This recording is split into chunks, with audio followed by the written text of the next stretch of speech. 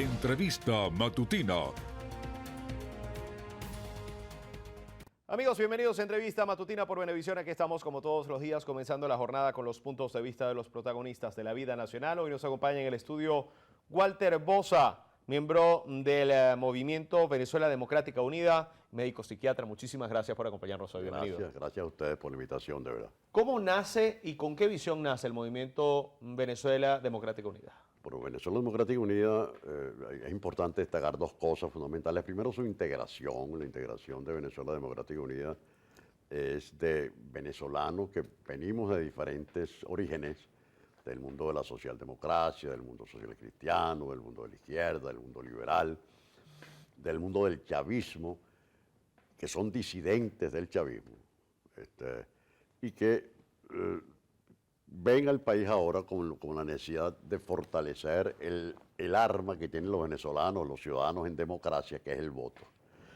Y es necesario para eso crear un sentimiento y una cohesión en la oposición que está muy disgregada y fortalecer la unidad de la oposición venezolana. La unidad de la oposición venezolana, para nosotros, el mecanismo más viable, el más democrático, el mejor, es la realización de unas elecciones primarias, donde participen todo aquel venezolano que desee participar y que tenga las credenciales y se apegue al reglamento de las primarias. Ya hay una Comisión Nacional de Primarias presidida por el doctor Casal, un prestigioso abogado venezolano, y la plataforma unitaria, que es la que coordina todo ese movimiento, la preside Omar Barbosa, también un viejo, un veterano, dirigente político venezolano y honorable.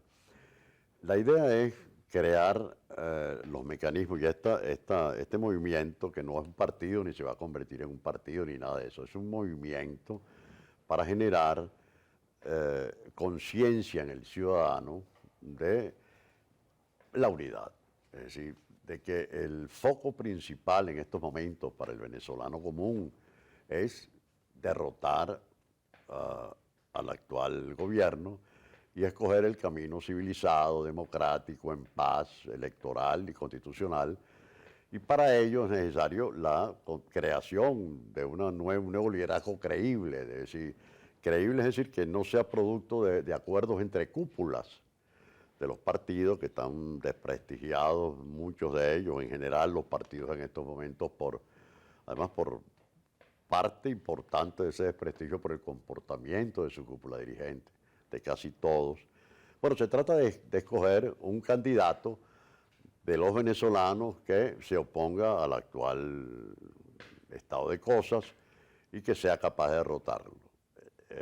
No es necesario hacer ninguna encuesta para darse cuenta que si uno se para en cualquier esquina de cualquier ciudad, de cualquier barrio, de cualquier pueblo en Venezuela, se da cuenta que por lo menos 8 venezolanos de cada 10 no quieren vivir la situación en que están.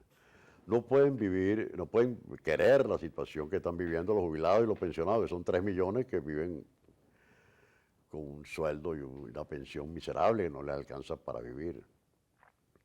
No pueden estar contentos con la situación que vive Venezuela los 7 millones de venezolanos que se fueron y sus familias que están ahorita sufriendo. Es decir, más que una cifra, es el sufrimiento real que está teniendo el venezolano. ¿Qué papel busca jugar el movimiento? ¿Un papel protagónico o un papel de acompañamiento, de observador? Acompañamiento, más que observador, de acompañamiento, de estímulo al voto, estímulo al sentimiento de la unidad, que la comprensión de los ciudadanos de que si hay un camino, si hay una esperanza, si es posible, si nos unimos es posible salir de esta situación, que repito, el 80% o por lo menos más del 75% rechaza. Entonces una minoría impone un modelo que el resto del país rechaza y además un modelo fracasado en lo económico. Venezuela es el país más desigual hoy de América Latina. La hiperinflación venezolana no tiene parangón en la historia contemporánea, no tiene parangón en el mundo. Los principales elementos de la economía venezolana destruidos completamente, como PDVSA y Sidor, la empresa básica de Guayana. Y como psiquiatra te digo, hay un desaliento. El pueblo venezolano está deprimido. y sobre todo deprimido y ansioso, deprimido con una sensación de angustia terrible porque su cotidianidad es para sobrevivir, para poder conseguir el alimento del día o de mañana o la medicina, que cada día está más costosa. Entonces, el venezolano hoy, en este momento estoy hablando con un psiquiatra, sufre de una depresión colectiva.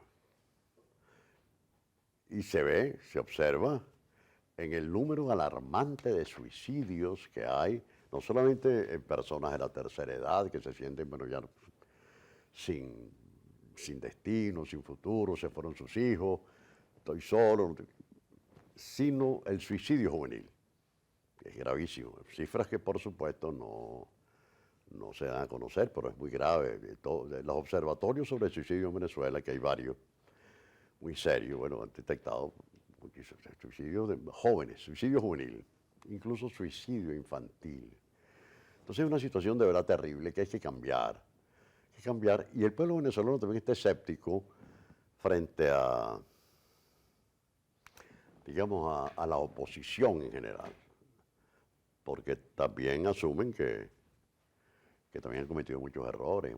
Entonces hay una falta de credibilidad, hay un escepticismo en general en Ese es el principal reto al que se enfrenta políticamente la oposición, ese escepticismo que usted menciona, doctor. el escepticismo, digamos, de la gente en general, y la depresión, y la necesidad de sobrevivir. Entonces no se ocupan de más nada, sino de cómo consiguen algo para comer, o para llevar para mañana, o para comprar la medicina que no tienen, etcétera.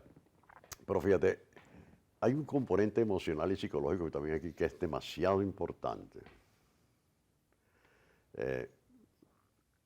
que es que nosotros estamos proponiendo el reencuentro y la reconciliación de los venezolanos. No es posible que el venezolano siga hoy todavía, tiene razones, pero hay que sacarlo de ese estado de odio y de resentimiento. La única manera, el antídoto para combatir y derrotar al odio y al resentimiento es el perdón.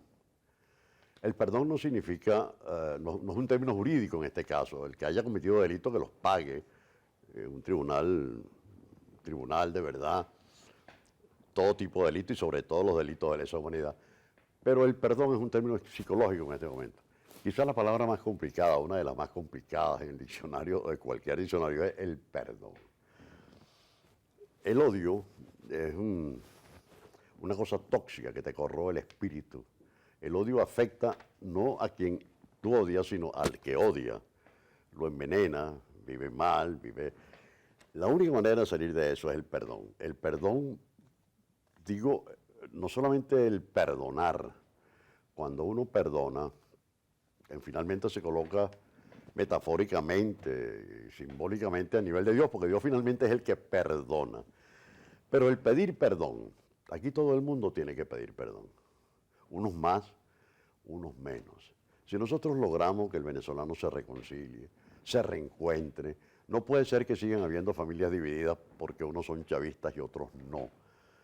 No puede ser. Si nosotros tenemos que buscar el mecanismo, y lo estamos consiguiendo, es impresionante que apenas 2 días de antier lanzamos el movimiento. Y bueno, y ahí, fíjate, es importante también destacar que hay personas, por ejemplo, Rodrigo Cabeza fue ministro de Hacienda del gobierno de Chávez, un hombre honorable, profesor universitario, impoluto, vive en la misma casa hace toda su vida, no se robó ni medio. Luis Beltrán Franco, exsecretario general de Acción Democrática en Bolívar, 4 periodos de diputado a la Asamblea Nacional y después a la Constituyente, y es un hombre que está en este movimiento. Juan Escalona, Juan García Escalona, Juan Francisco García Escalona, exdiputado del PSV, está en este movimiento. Ernesto Alvarenga. Ernesto Alvarenga fue secretario ejecutivo y jefe de la fracción parlamentaria del MBR, el antiguo MBR antes que naciera el PSV, y él formó parte de la primera gran disidencia del chavismo, digamos, en aquella época, que lo dirigía Miquilena y él y otros. Bueno, él está con nosotros. Ernesto Alvarenga es un hombre honorable, historiador, profesor universitario, en fin, ¿qué más te digo? Gente del pensamiento social cristiano, en fin, y de todo el país. Entonces, ¿cuál es la idea? convocar, reunirnos con todos, incentivar la unidad, el concepto de unidad. Doctor, hay par de temas que me gustaría abordar Claro. y nos queda muy poco tiempo, nos Sí. queda un par de minutos, le pido respuestas breves. Claro. La primera, ¿cómo perciben desde el movimiento la posibilidad del adelanto de las elecciones? Bueno, estamos esperando finalmente el resultado del diálogo de México. Vamos a ver qué pasa allí en estos días. Parece que se ha reunido a ver qué sabe. Ahora, constitucionalmente las elecciones tienen una fecha. A nadie se le ocurre pensar que los Estados Unidos dicen, bueno, vamos a adelantar las elecciones un año. Pero sin embargo, como aquí puede ocurrir cualquier cosa, hay que estar preparado para adelantar las elecciones. La oposición tiene que estar preparada para eso y unida para eso. Y la unión solamente se consigue ya que las cúpulas no reúnen, hay rechazo a los partidos, hay rechazo por una vía democrática. ¿Se puede reunir todas las oposiciones en esa vía democrática? Todas las oposiciones. Es que, bueno, yo no sé si hay algunas oposiciones que para mí no son tal. Es decir, por ejemplo, a mí no me gusta el nombre, pero bueno, es el que está popularmente arraigado, los alacranes. Esos que vendieron y los que entregaron el partido y le dieron a sus dirigentes naturales, se los quitaron y se los pusieron a otros. Esos no pueden participar porque no son oposición. Realmente no lo son. El resto sí, con excepción de ese minúsculo grupo que afortunadamente es muy poco. El resto de los ciudadanos que participan, hay un reglamento de la primaria, repito que es una comisión electoral muy seria, hay gente muy honorable que la preside el doctor Casal, que está tratando, bueno, primero darle la pulcritud necesaria para que sean unas elecciones confiables y segundo los mecanismos para que participe la gente. Doctor, ¿y la participación de la gente en el exterior? Y esa es la última pregunta que quería hacer. Bueno, fíjate, eso es un problema. Un problema gravísimo porque para eso se necesitan, digamos, recursos tecnológicos y finanzas. Bueno, deberían participar, tienen que participar, tienen todo el derecho a participar. Quizás con más, no con más, pero porque se han ido y tienen un pedazo de su corazón aquí, un pedazo de su familia aquí, un pedazo de su dolor aquí. Y tienen el derecho a participar, ¿no? Hay que buscar todos los mecanismos para que participen. Todos los mecanismos, darle las garantías para que participen, para que expresen su opinión votando por el candidato. Y por supuesto, aparte del candidato, no se trata de una feria también de vanidades o de personas, sino que hay un programa mínimo que tiene que construirse para la reconstrucción del país, a mediano, a corto, mediano y a largo plazo. Ese programa debe ser cumplido por todos, porque el país no puede seguir como va. No puede seguir, es inviable el país así, no puede seguir destruida la educación, por ejemplo, el equipo, la psiquiatría en Venezuela ya es, los hospitales psiquiátricos no tienen psiquiatra, no hay medicina, es decir, el resto de la salud pública está por el suelo. Entonces, el país no puede seguir así, está comprometido el futuro, la desnutrición infantil compromete a una generación por lo menos de retardo mental en el futuro. Doctor, muchísimas gracias por su visión y por compartir con nosotros hoy. Muchísimas gracias a ustedes, de verdad. Y bueno, siguen haciendo estas cosas tan importantes, este canal tan importante como Venevisión. Walter Bosa, miembro del Movimiento Venezuela Democrática Unida y médico psiquiatra, estuvo con nosotros en entrevista matutina. Amigos, gracias por acompañarnos. Continúen con más en nuestras mañanas informativas. Ya viene Noticiero Venevisión en vivo. Fuerte abrazo para todos.